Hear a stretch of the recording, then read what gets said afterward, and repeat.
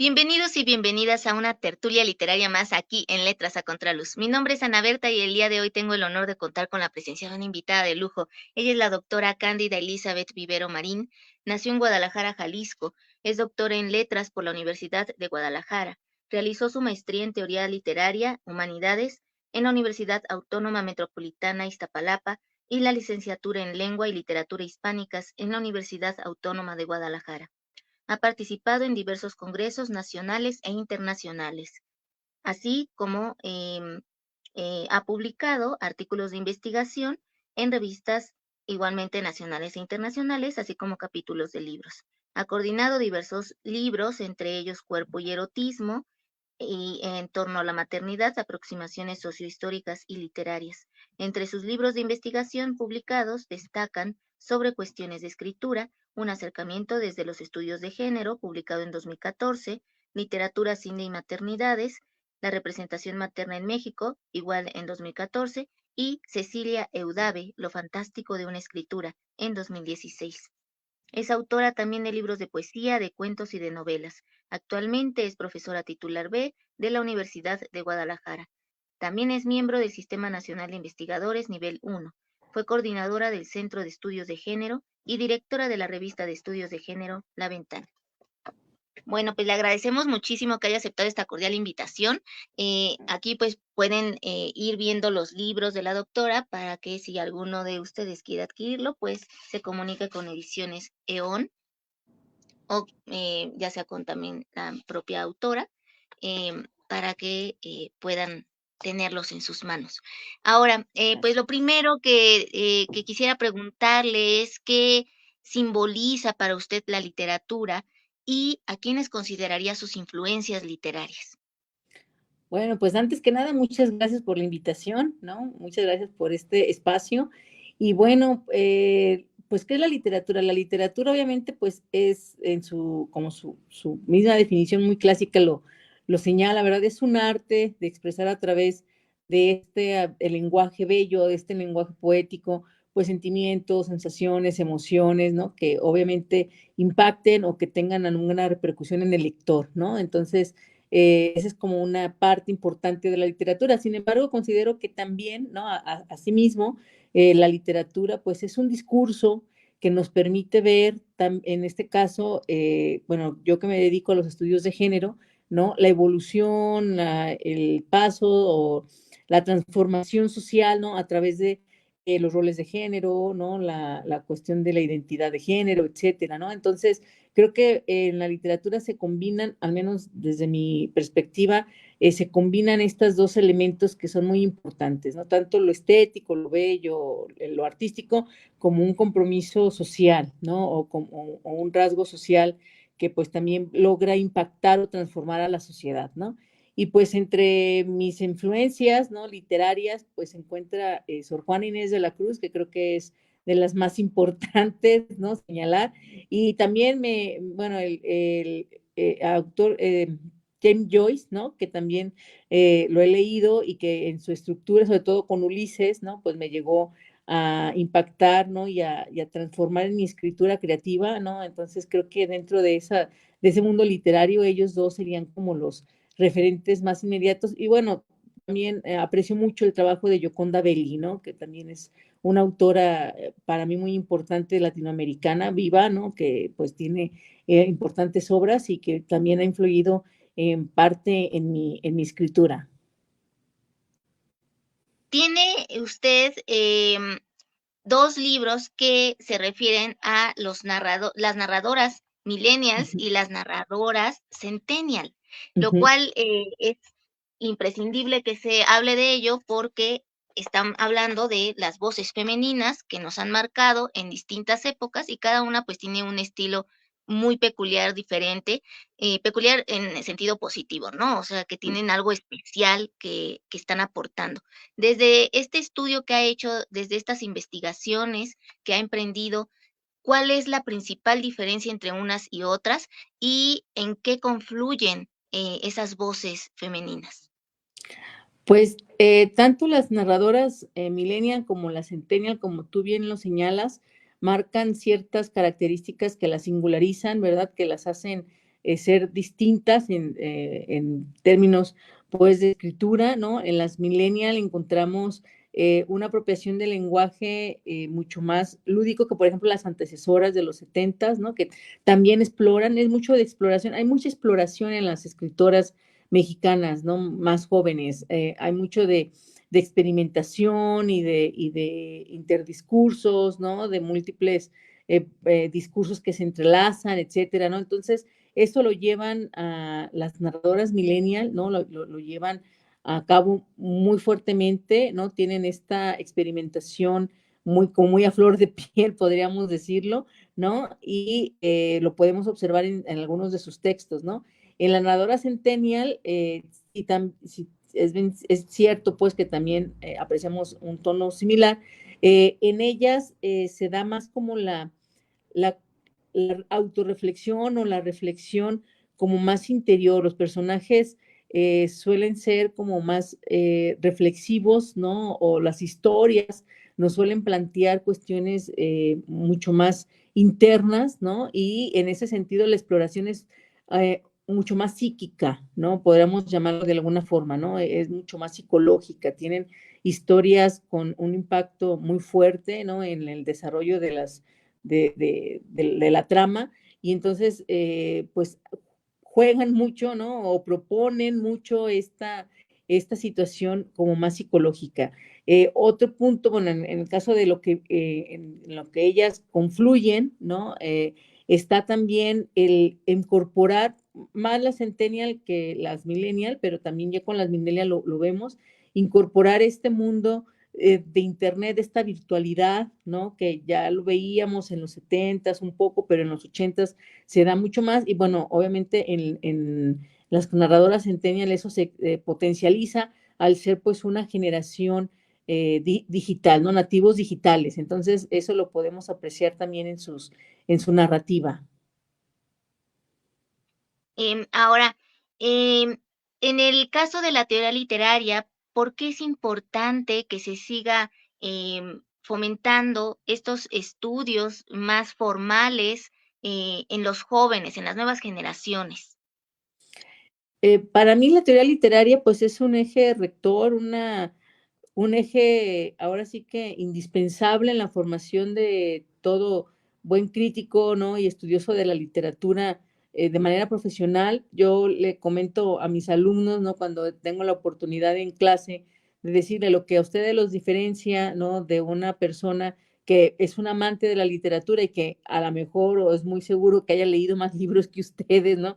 La gran diferencia es que ustedes tienen herramientas, ¿no? Muy sólidas, muy marcadas, ¿no? Que pueden hacer una lectura más profunda, una lectura más crítica, sobre todo, mucho más crítica, y que tienen esas herramientas que les proporciona la teoría literaria de un pensamiento crítico. En cambio, bueno, a lo mejor un amante de la literatura, pues a lo mejor sí no sabe mucho de historia de la literatura, etcétera, pero esas herramientas, ¿no? Que nos permiten un acercamiento, pues más objetivo en cierto sentido, ya sabemos que la objetividad tampoco no es 100% posible, pero bueno, un acercamiento un tanto más objetivo al objeto de estudio, ¿no? Que en este caso es el texto literario, pues nos lleva a desentrañar los mecanismos por los cuales funcionan los textos, ¿no? A qué responden, ahora sí que cuáles son las influencias que tienen, ¿no? En la tradición, en dónde están posicionados, ¿no? Entonces, todos estos elementos que nos da y que nos brinda la teoría literaria, pues son fundamentales para poder comprender el texto de una manera mucho más profunda, mucho más abarcadora, ¿no? Y que si bien, pues, hay esta crítica, ¿no? Que le llaman la crítica empírica y la crítica académica, ¿no? Ambas funcionan, ambas están ahí, pues ciertamente la crítica académica se diferencia por esto, ¿verdad? Porque hace uso de herramientas que permiten una lectura mucho más puntual, mucho más, digamos, que va como a la médula, ¿no? A desentrañar los mecanismos que hacen posible que el texto funcione, que el texto literario funcione. ¿Qué representó para usted coordinar libros como Cuerpo y Erotismo, en esta época que ya, por supuesto, está esa liberación de todo, en todos los sentidos, ¿no? Entonces, el cuerpo en sí mismo, pues ya era como un tabú en otras épocas y ahorita ya es visto de otra manera, el erotismo de igual forma. Entonces, para usted, ¿qué representó coordinar estos libros y cómo nos invita a los lectores a entender ahora esta otra parte, ¿no? Ya en la nueva sociedad. Sí, estos textos que fueron coordinados a partir de un coloquio que organizamos con la Universidad Michoacana de San Nicolás de Hidalgo, fueron, ahora sí como bien dices, coloquios y congresos que abrieron la puerta, ¿no? A este tipo de estudios, ¿no? Entre la relación entre el cuerpo, la escritura, la literatura, ¿no? Ahora sí que en este entramado, pues, de que no solo somos mente, ¿no? Sino que somos una totalidad, un cuerpo conectado, etcétera. Que si bien nosotros cuando organizamos los congresos respondíamos pues a una inquietud que estaba también en el ambiente, ¿no? Que estaba en la academia, que estaba ahí inserto en las áreas de estudio, ¿no? Si bien respondió a eso, también es cierto que logró abrir, ¿no? O aportar en su momento, pues una visión desde lo literario o exclusivamente, ¿no? Porque nosotros nos enfocamos en la literatura, ¿no? Entonces, eso nos llenó pues de mucha satisfacción, ¿no? Ver cómo estos libros venían a abonar, venían a proponer una lectura también de esta red, ¿no? De esta entramado entre como decía, la psique, la escritura y el cuerpo, ¿no? Y venían a proponer una visión, pues en su momento novedosa, ¿no? Actualmente, como tú bien lo señalas, pues ya son temas que mucho más recurrentes, ¿no? En su momento estaban ahí apareciendo o estaban colocándose, ahora pues nos parece como muy obvio, ¿no? O como, pues sí, muy natural que eso se plantee, ¿no? Como un entramado que no se puede separar los tres elementos, ¿no? Como este nudo borromeo, como le llaman también algunos, ¿no? Que no se puede separar una cosa sin la otra. Y actualmente, pues bueno, ya lo vemos como algo intrínseco, ¿no? Algo implícito, algo que está ahí, que se da de forma natural, pero en su momento, pues era abonar, ¿no? A que este tema se pusiera sobre la mesa de la discusión académica desde la literatura, ¿no? Entonces, sí nos sumamos al esfuerzo, ¿no? De otras y de otros académicos, y pues, como te digo, creo que aportamos, ¿verdad? Una visión también desde fuera del centro del país, ¿no? Desde el occidente, ¿no? Desde esta parte más del occidente y del norte, y entonces creo que fue un trabajo que abrió pues una ventana para explorar estos temas. También, pues, su obra se caracteriza por los estudios de género, y esto es algo muy importante, sobre todo en este mundo donde la mujer ha sido vista de distintas formas y ha cambiado el sentido que se le da, el rol que toma. En este punto, ¿cómo podríamos entonces percibir en su obra estos estudios de género? Pues los estudios de género han sido una columna vertebral en mis aproximaciones académicas, ¿no? Desde la tesis de maestría ya había por ahí atisbos, ¿no? De estos estudios de género. En la del doctorado, pues fue mucho más obvio, ¿no? Ya lo aterricé, lo hice más patente y desde entonces ha sido un interés personal muy fuerte, ¿no? No he cambiado ese interés, ¿no? Sigo con el mismo interés porque a mí me interesa mucho ver cómo las mujeres, porque bueno, yo estudio mujeres prácticamente de manera exclusiva, ¿no? Sí, obviamente analizo de vez en cuando alguna obra de varones, pero mi foco, mi intereses centrales son las escritoras, bueno, en el momento en que hice mi tesis de doctorado eran las escritoras nacidas en los 70s, ¿no? Ahora, bueno, ya se ha ampliado a los 80s, a las nacidas en los 90s, ¿no? Y seguramente se ampliará a las nacidas en el 2000, ¿no? Y 2010, etcétera, ¿no? Conforme avance el tiempo. Pero a mí lo que me interesa mucho es ver cómo ellas, ¿no? Desde su perspectiva, digamos, más actual, más juvenil, más joven, ¿no? Ahora sí que con esta juventud, ¿no? Que tienen, cómo ellas representan a los personajes femeninos. Ese ha sido mi interés desde casi desde un inicio, ¿no? Y lo sigue siendo porque considero que a través de los personajes femeninos que describen las escritoras, podemos darnos cuenta de esa evolución social que hemos tenido, como bien lo señalas, las mujeres a nivel de la sociedad. Y bueno, obviamente me quedo con las mexicanas por ser pues las de casa, ¿no? Por ser las cercanas. Entonces, sí creo que esta perspectiva de género me ha permitido ver a lo largo del tiempo la evolución, también con algunos, debo decir, en algunos momentos un poco de retroceso, entre comillas, ¿no? De que, bueno, pues las autoras parecen que no dan el salto, ese que mencionaba Aralia López González en algún momento, el ya no, todavía no, ¿verdad? O sea, ya no somos esto, pero todavía no sabemos qué más somos, ¿no? Entonces, a veces se quedan ahí la trama, la historia, se queda en ese ya no, todavía no, pero sí se puede notar y apreciar cómo se ha ido evolucionando el rol de la mujer, el papel de las mujeres en la sociedad mexicana, ¿no? Y eso, pues, es, como te decía, el punto vertebral de mi investigación. De autoras que sean poco conocidas, pero que usted ha podido recuperar sus voces narrativas a través de estas investigaciones que ha realizado, ¿a quiénes podría nombrarnos?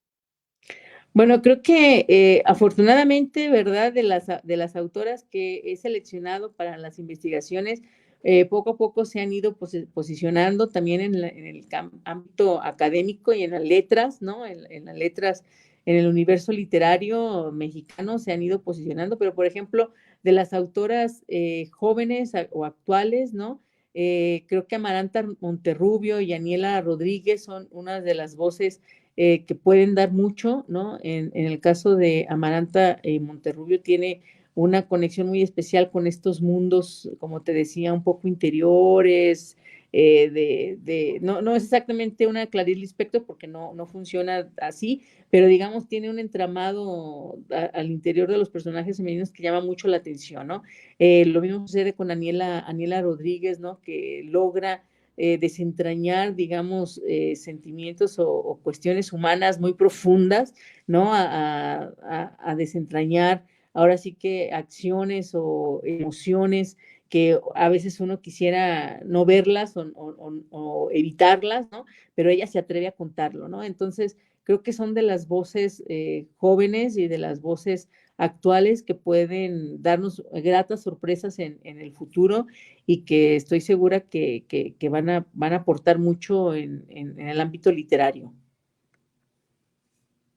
El tema de la maternidad es algo que siempre está muy en boga, tanto por las que son detractoras de la maternidad como por las que están a favor de ella, ¿no? Entonces, me gustaría que usted, desde su experiencia como em, escritora, como investigadora, nos pueda ayudar a saber cómo entender la maternidad, desde dónde verla, desde dónde analizarla, em, qué discurso es más válido, los dos son. Por favor, oriéntenos al respecto. Sí, mira, el tema de la maternidad es un tema muy particular porque pues obviamente atraviesa no a todas las escritoras, pero pues a una buena parte de ellas porque pues bueno, el ser mujer está o ha estado ligado tradicionalmente al ser madre, ¿no? Y entonces pues en ese sentido diría Consuelo Mesa Márquez, ¿verdad?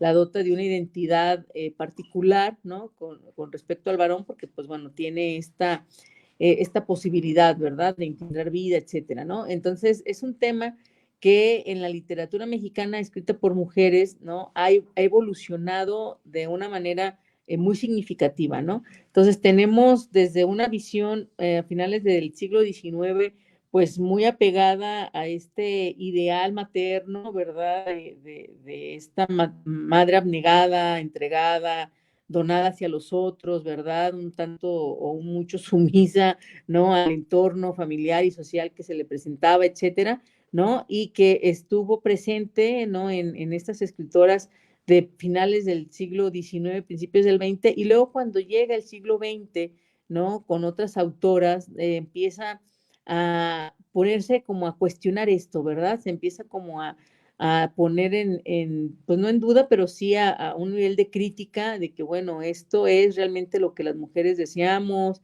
Hubo voces importantísimas, digo, por mencionar así como a una de nuestras más excelsas escritoras, pues Rosario Castellanos, ¿no? Que pone a una llaga y un señalamiento muy fuerte en esto, ¿no? Entonces, pues pasó por este periodo, ¿no? En donde la maternidad era revisada, ¿no? Era traída a la mesa de la discusión y puesta bajo la lupa y, bueno, cuestionando como todo esta idealización que había en torno a la maternidad. Luego vienen el grupo de las escritoras ya nacidas en los 60, 70, ¿no? Que, digamos, sí tienen una postura un tanto más de alejamiento del deseo de la maternidad, ¿no? Ya cuestionan esto del instinto materno, ¿no? Ya no les interesa, obviamente, desarrollar su vida profesional, ¿no? Y no encorsetarse en la vida doméstica. Eso lo vemos en los personajes, pues, en las historias que narran, ¿no? Muchas de ellas se asumen hijas y no se asumen madres, ¿no? Hay una profesionalización de esas madres, vemos con mayor claridad cómo estas mujeres madres son profesionistas, ¿no? Que salen tienen trabajos, tienen un desarrollo profesional muy interesante, ¿no? Y los hijos son un tema secundario o por lo menos no es un tema tan principal, ¿no? Y luego viene la generación de los 80s y de los 90s, en donde hay un giro muy interesante, en donde se asume una maternidad desde un punto de vista un poco más feminista, ¿no? De decir, bueno, las mujeres se nos ha catalogado o se nos ha señalado de tener esta maternidad como parte de nuestra identidad, pues asumamos esa identidad, pero pongámosla, ¿verdad? Ahora sí que bajo la lupa feminista y apropiémonos de esos principios para transformar la sociedad, para tomar conciencia, ¿no? Para abrir a las nuevas generaciones, a las hijas, ¿no? Que nos siguen los ojos, ¿verdad? A una realidad, pues ahora sí que a lo mejor que no nos gusta y que podemos transformarla si asumimos como estos roles. Entonces hay un giro bastante interesante en donde no en todas, pero en algunas, en varias de ellas, la maternidad es vista como una decisión muy personal, o sea, se puede decidir la maternidad. Claro que eso tampoco no lo podíamos ver antes, ¿verdad? Las mujeres como que no decidían 100% su maternidad. Ahora sí hay como una carga muy significativa de que he decidido libremente ser madre y hay una asunción de esa maternidad desde el gozo, ¿no? De algo que difiere un tanto del siglo XIX. En el siglo XIX sí era el ideal de ser la madre y de entregarse, y acá es una decisión que yo asumo, ¿no? Como mujer, ser madre, y además lo asumo desde la postura del gozo, ¿no? De que disfruto eso. Claro, hay, como dice Adrienne Rich y otras teóricas o académicas en torno a este tema, una ambivalencia, ¿no? Tenemos una ambivalencia que es obvia, pues no podemos negar eso, ¿no? Entre el rol desgastante que se asume desde la maternidad, pero también, y eso es muy importante, la satisfacción, ¿no? Como te decía, desde la postura del gozo. Entonces, creo que este nuevo giro, estos nuevos ojos con los que las autoras entran a hablar de la maternidad, pues nos habla justamente de un cambio muy significativo en la vida de las mujeres, ¿no? Y nos habla también del avance social, ¿no? Porque pues ahora las mujeres tienen la posibilidad real de decidir sobre sus cuerpos y entonces se refleja en las historias que narran, ¿no? Es muy significativo esto. Casi se nos va volando el tiempo, doctora Cándida, pero me gustaría que nos pudiera antes compartir. Usted generó también la revista La Ventana. Entonces, ¿cuál era el objetivo de esta revista? ¿Quiénes intervinieron? ¿Alumnos, profesores, ambos? ¿Y qué buscaban transmitirle al lector? Sí, bueno, yo fui directora de esta revista, aunque la revista la funda la doctora Cristina Palomar Berea, ¿no? En el 1994, que se funda también el Centro de Estudios de Género aquí en la Universidad de Guadalajara, y la revista continúa, ¿no? Bueno, yo dejo de ser coordinadora y dejo de ser directora de la revista y asume la dirección, bueno, primero un colega, ¿no? Alfonso Hernández, y después actualmente la doctora Susana Muñiz, que la sigue llevando a cabo, ¿no? Y que el propósito de la ventana, como su nombre lo indica, es ser esa ventana abierta a la exploración de los temas de género desde todas las perspectivas. Busca ser una revista plural, una revista que le da cabida a todas las posturas, a todas las voces, ¿no? Desde la cuestión de género y el feminismo. Y entonces hemos tenido trabajos, ¿verdad? Muy interesantes, por ejemplo, con el tema del trabajo sexual, ¿no? Que hay una postura también abolicionista y otras que están en contra. Entonces, en la ventana se le dio, por ejemplo, bueno, cuando yo asumí la dirección, se le dio el espacio a que ambas posturas se expresaran, ¿no? Tanto la parte abolicionista como la parte que no está de acuerdo, y ha sido el sentido de la ventana, ¿verdad? Ser como un medio para el debate, para la crítica, para el intercambio, para el diálogo, ¿no? Que es una parte rectora de la revista, a todas las formas de pensamiento en torno a los estudios de género y el feminismo. Y colaboran, bueno, en la elaboración, en la parte de la edición de la ventana, colaboran, sí, alumnos, muchas de ellas prestadoras de servicio social y prácticas profesionales, aunque hay una coordinadora de la revista que es la que, pues, como su nombre lo indica, coordina, digamos, el trabajo de ellas. Y obviamente se publican trabajos de investigación. Hay todo un proceso para dictaminar, ¿no? Muy riguroso, doble ciego, etcétera. Entonces, se aceptan colaboraciones de estudiantes de pregrado y de posgrado, siempre y cuando cumplan, pues, con estos criterios de excelencia académica, ¿no? Y entonces, pues bueno, la mayoría de los trabajos que cumplen con esos criterios suelen ser de profesores o profesoras o alumnos de posgrado, ¿no? Que ya están en sus investigaciones, pero no se cancela, pues, la participación a alumnos de niveles inferiores, ¿no? Como en este caso la licenciatura, por ejemplo.